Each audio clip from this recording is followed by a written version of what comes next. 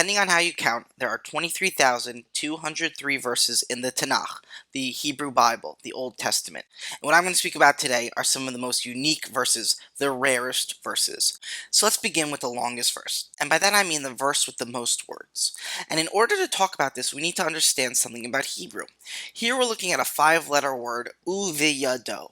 However, when we break this word down into English, it's many more words. So we have u, which is and, we have vi, which is in, we have yad, which is hand, and we have the suffix o, which is his. So it's and in his hand. So while this is 4 words in English, it's only 1 in Hebrew. And I'm counting the longest verse according to Hebrew words for 2 reasons. First, the Tanakh was written in Hebrew, and second, different translators are going to translate things in different ways, so a translation is kind of meaningless for trying to understand the length of a text. So let's go to it. Let's go to the longest verse. It's Esther 8:9, which reads as follows.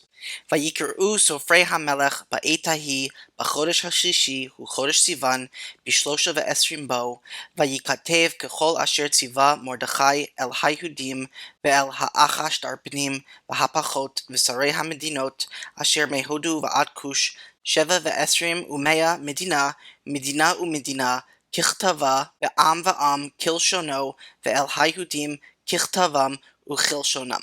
And what this means in English is, so the king's scribes were summoned at that time on the 23rd day of the 3rd month, that is, the month of Sivan, and letters were written, at Mordechai's dictation, to the Jews and to the satraps, the governors and the officials of the 127 provinces from India to Ethiopia, to every province in its own script, and to every people in its own language, and to the Jews in their own script and language. So this verse, which has 43 words in Hebrew, in this English translation has 80. And there's actually something also interesting about this verse. Not only is this verse the longest verse in the Tanakh, it actually has a word that is tied for the second longest word in Tanakh. That's the Persian loanword ha'achash darpanim, the satraps. And while this word is 10 letters long, elsewhere in the book of Esther we have v'ha'achash darpanim and the satraps, and that's 11 letters long, which is tied for the longest word in the Tanakh. Having spoken about the longest verse, let's turn to the shortest verse. There are a few dozen verses that are only 3 words long, just 3 words long. For example, we can look at one of the more famous one from the priestly blessing in Numbers 6:24, Yivarechecha Adonai v'yishmerecha, may the Lord bless you and keep you. And that's only 3 words long, but of these 3-word verses, one is the shortest. It's 1 Chronicles 1:1, the opening of the book of Chronicles, because it's only 9 letters long. It's Adam, Shet, Enosh. Adam, Seth, and Enosh. So that's our shortest verse. Moving on to different types of verses, we can look at something I like to call bookend verses. So that is where one word begins a verse and also ends it. Let's take a look at Leviticus 23:42, which the first word is basukot, and the last word is basukot. So it reads, Basukot teshvu shivat yamim kol ha'ezrach b'Yisrael yeshvu basukot. And in English, what that is in booths you shall live 7 days. All citizens in Israel shall live in booths. This is talking about the festival of Sukkot, the Feast of Tabernacles, a topic really close to my heart because I wrote a book about the holiday of Sukkot, the Feast of Tabernacles.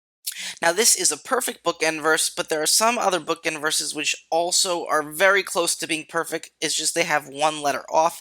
For example, Numbers 32:41, we can see that the first word is Ya'ir and the last word is Ya'ir, but the first word also has an extra letter, that yellow vav, so it's V'Ya'ir, whereas the last word is Ya'ir, and it reads V'Ya'ir ben Menashe halach v'yilkod el chavoteim v'yikra eten chavot Ya'ir.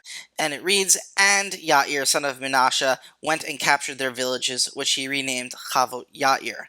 And this passage is also close to my research heart because I wrote my dissertation about the tribe of Menashe, and this verse is about Ya'ir, the son of Menashe. Okay, let's move on to something related. It's what I call conjoined verses. That's when the last word of a verse is the same as the first word of the next verse. And to give an example, it's actually really intriguing that this can be found in the first 2 verses in the entire Bible. Let's take a look. Genesis 1:1-2. The first verse is Bereshit bara Elohim et hashamayim ve'et ha'aretz. We see the last word ha'aretz, and then the second verse begins vi and ha'aretz. Hayta tohu vavahu v'choshech al pnei tehom v'ruach Elohim merachefet al pnei hamayim. Also, just as an aside, pay attention to the word merachefet here because we'll be speaking about it later on. And so when we look at the English, it's in the beginning God created the sky and the land. And the land was a formless void, and darkness covered the face of the deep, while the winds from God swept over the face of the waters. So this is almost a pure conjoined verse, except for that one letter, that vav, that and. So I want to show you now a pure conjoined verse. We're going to turn to Psalm 121, 1-2, where we have the word Ezri, my help, twice. Shir Malot esa enai el ha'arim, me'ayin yavo Ezri. Ezri me'im Adonai osei shamayim va'aretz, and the translation is a song for ascents. I turn my eyes to the mountains. From where will it come, my help? My help comes from the Lord, maker of heaven and earth. So these are two pure conjoined verses, and all in all, including both pure and what maybe we'll call impure, you get about 16 of these in the entire Hebrew Bible. Next we can move on to what I call hapax verses. And a hapax verse comes from the words hapax legomenon. Hapax legomenon in Greek means a thing said once. It was only said once, and in the Bible what this means is that it's a word that only appears once. Now these words can be really tricky to define because we don't have much context for them. We only see them in one place. So for example, in Genesis 6:16, God tells Noah to build a tzohar. And we have no idea what this word means because it doesn't appear anywhere else in the Bible. So what we can do is give our best guesses based on the context. We can also look at related Semitic languages such as Aramaic or Akkadian, but we're really guessing. We have no idea what tzohar means. All we can do is give our best guess, and a lot of people like to offer ideas such as a roof or a sky window, something like that Noah was supposed to build in the ark. Now, I don't know of any verses that are completely made up of hapax legomena, but one of them comes really close. Let's take a look at Leviticus 11:30. The first word is v'ha'anakah, and people are translating this and the gecko, but we have really no idea. It's some kind of lizard. The next word is v'hakoach, and people would translate it the crocodile or something like it. We don't know. It's some kind of reptile. It only appears once in the Bible. We have very little details about it. V'hal ta'ah, and the lizard. We don't have any idea what kind of lizard. V'hachomet, some people translate it as and the sand lizard, and that's our best guess. So all four of these are hapax legomena. They only appear here and nowhere else outside of Leviticus 11:30. But the last word, although it's rare, it appears elsewhere, and it's vahatin shamet, and the chameleon, and which what we think is the chameleon, it appears elsewhere in the Tanakh. So Leviticus 11:30 is not a pure hapax verse. It's as close as we can get. So let's move on to a different type of hapax verse that is also rare. Until now, what we've been speaking about are what I call true hapax legomenon, meaning this word doesn't appear in the Bible anywhere else in any shape or form. And there's another way to understand hapax legomenon. It's just a little bit looser. So in Hebrew, one root can actually turn into a number of different words. So a hapax legomenon light would be that the word that we're dealing with isn't found elsewhere in this form. Meaning you might find a related word with the same root, but it's not found in this form. For example, if we look at Genesis 1:2, which we read just a few moments earlier when we were talking about those conjoined verses, we have the word merachefet, which comes from the root rachaf, to hover over like a bird. And even though the root rachaf, to hover, appears elsewhere in the Tanakh, in the Bible, here it doesn't appear with this spelling in this form, so that this word can be considered a light hapax legomenon. It's not completely unknown, but in this form it's unknown, and there are two verses that are completely made up of light hapax legomena, and what's most interesting is that they come one right after the other. The first verse is Isaiah 3:22, which reads Hamachletzot, and of the festive robes, v'hamatafot, and the mantles, v'hamitpachot, and the shawls, v'hacharitim, and the purses. And none of these words appear elsewhere in the Bible in this form. The next verse, Isaiah 3:23, is v'hagilyonim, and the lace gowns, v'hastinim, and the linen vests, v'hatsnifot, and the kerchiefs, v'hardidim, and the capes. And these also only appear here. And there's something really interesting. For those of you who have seen my other videos, you know about the Biblia Hebraica Stuttgartensia, a really fantastic scholarly Bible. And on the side of these verses in that Bible, what we have are 8 lameds in a row. Lamed, lamed, lamed, lamed, lamed, lamed, lamed, lamed. And the letter lamed in Hebrew stands for leta, which is kind of like a hapax legomenon light, that this word appears nowhere else in the Bible in this form. So really, these 8 words in a row from these two verses are really unique, and it's really cool to see all 8 of these in a row. Leta, leta, leta, leta, leta, leta, leta, leta. Now, just one note about these Hapax verses, they were pretty hard to track down, and I'm not entirely sure if I've found them all, so if you know of any other Hapax verses, please let me know. Okay, let's move on to the Nun verses. So here we're looking at numbers 10:35 to 36, and what we see at the beginning and end of these verses are two letter nuns, but they're flipped over. So they're called inverted nuns. We have two inverted nuns, one at the beginning and one at the end. And this isn't just what the copy editor put in. If we look here at an actual Torah scroll to be read in synagogue, we actually see that the beginning and end of this passage has these inverted nuns. So these are two of the 9 verses with inverted nuns, and the other ones all come from Psalm 107. And over here we're looking at the Leningrad Codex, and you can actually see on the side of the text there are these nuns. And then also it made itself into the Biblia Hebraica Shukartensia. The nuns are on the side of Psalm 107. But just to note, these nuns are actually to the side of the text, whereas in Numbers it was inside the text itself. So let's read Numbers 10:35 to 36 to read these nun verses, and it begins Nun. Vayhi b'nso Aaron, vayomer Moshe, kuma Adonai ve'efutzu oivecha, ve'nusu misanecha mipanecha. Uvnucho yomar, shuva Adonai rivavot alfei Yisrael, Nun. And so in English that's Nun. Whenever the ark sets out, Moses would say, Arise, O Lord, let your enemies be scattered, and your foes flee before you. And whenever it came to rest, he would say, Return, O Lord, of the 10,000 thousands of Israel. So what's going on here? What are these nuns? What's this all about? Some early rabbis in the first millennium had the idea that these nuns were actually scribal markings. They weren't real letters, they were markings, and they were meant to show you that this passage is out of place. So, for example, we read in Sifrei Numbers that there are signs, meaning these nuns, before and after this passage because it is out of place. So this passage belongs somewhere else in the Bible, maybe one verse earlier, maybe a paragraph earlier, we're not exactly sure, but it belongs somewhere else.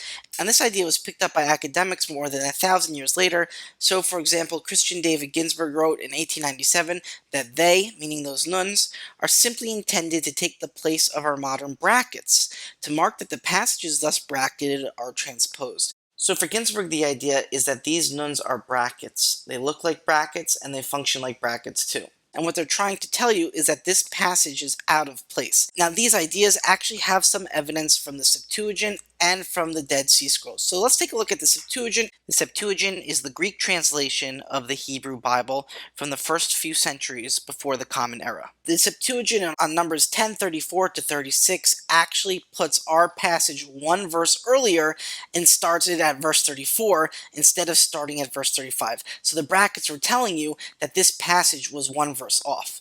Also, if we look at the Dead Sea Scrolls, we can look at a different text, 11Q Paleo Leviticus, and there's something that looks like a bracket or a parentheses, and what it's actually showing you is that this passage, the verses right before it, are actually out of order, and the truth is they are out of order. So this idea is that these nuns were actually brackets telling you that these verses are out of order. And are these the only verses that this ever happened to? Maybe, maybe not. But the idea is that these nuns actually became part of the Bible itself because they were transmitted over and over and over again. Okay, let's finish off with the Aleph Bet verses, or in English we could call these the alphabet verses.